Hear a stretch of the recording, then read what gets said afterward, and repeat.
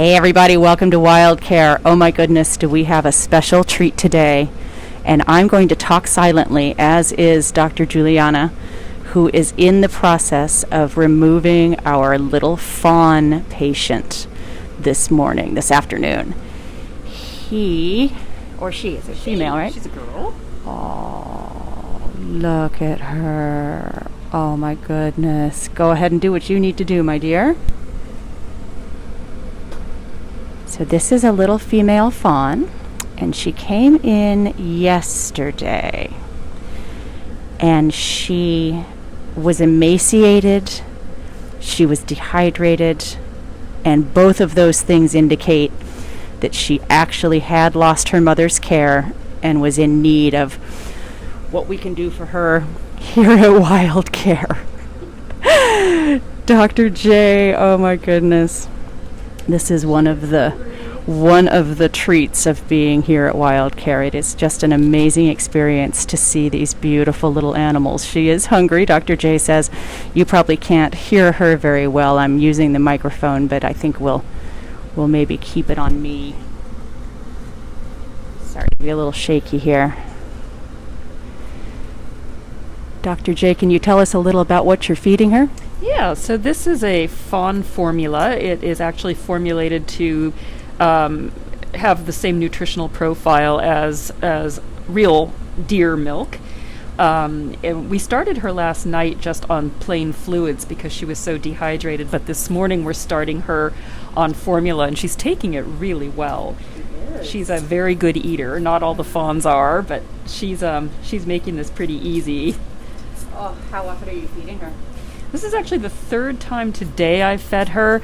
Normally fawns only eat. They don't eat, every couple of hours throughout the day, but because she's so thin and she was so debilitated when she came in, we're giving her more frequent feedings, sort of smaller amounts of food at each feeding. But she's doing really well. Vicky asks if we'll be getting this baby together with other fawns soon, and yes, absolutely we will. We transfer our fawns to a wonderful group called Fawn Rescue up in Sonoma, and they take fabulous care of our foster babies, and this little one will be going up to them today, do you think, or maybe tomorrow? We're going to send her tomorrow. Probably send her tomorrow. She was really unstable when she came in, and they are wonderful at raising the babies once they're healthy, but when they still need medical care, and she had some diarrhea, and certainly that emaciation and dehydration, both of those are indicators that she actually needs medical care. And so she will stay here at WildCare just for one more day, so our veterinarian Dr. J can keep an eye on her and make sure that she's doing well. So she'll go up to the Fawn Rescue place, absolutely. And imprinting definitely or taming anyway, is definitely an issue with these guys. So we're very conscious of that, and we only.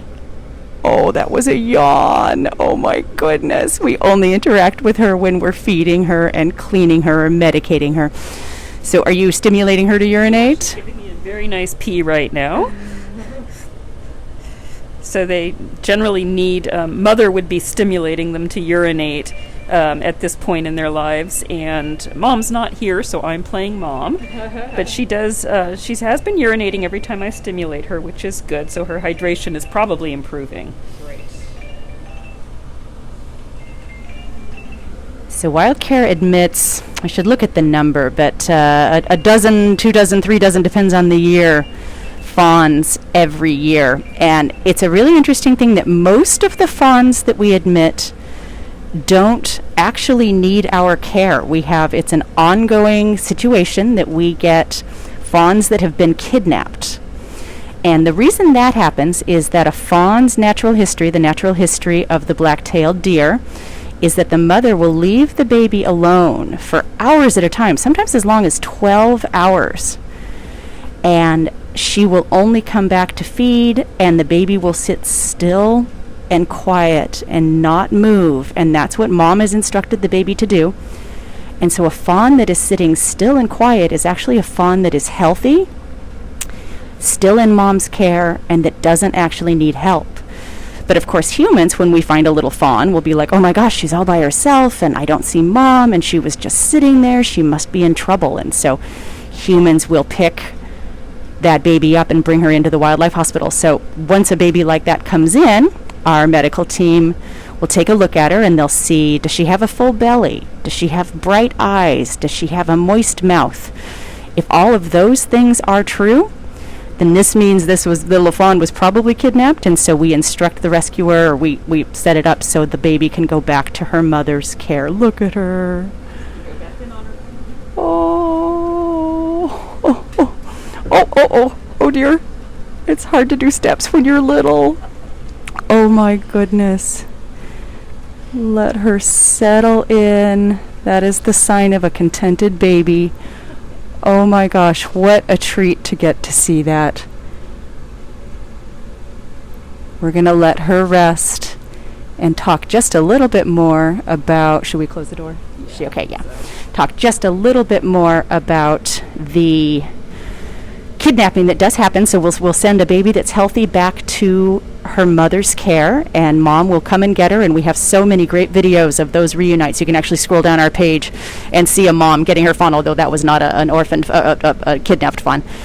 But when you have a baby come in like this one did that has diarrhea and is emaciated and is dehydrated, then you know that something happened to her mom, and so that is an animal that needs care. So if a fawn is sitting quietly, the fawn is probably fine.